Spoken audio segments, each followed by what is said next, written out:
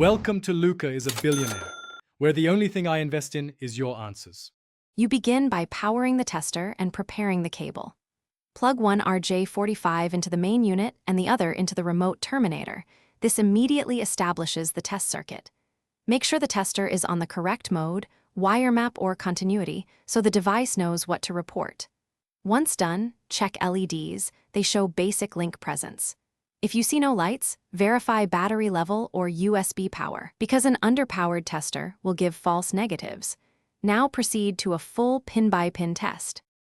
You now run the wire map to confirm each conductor's continuity and order. Start the test and watch the LED sequence. Pins 1 through 8 should light in order. Mismatches indicate crossed or split pairs. If the tester flags a short or open, move one end and repeat the test to rule out contact issues. Make sure to test both straight-through and crossover expectations depending on cable purpose. This explains why wiring standard matters.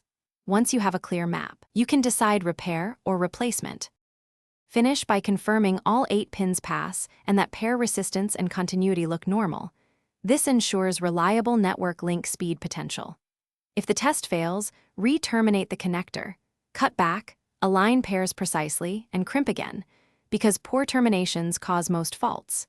If issues persist, swap to a known good cable and rerun the tester to determine whether the cable or tester is at fault. One key troubleshooting tip: always test against a verified good cable to isolate tester errors. Thanks for watching and please subscribe. It's the best investment you'll ever make.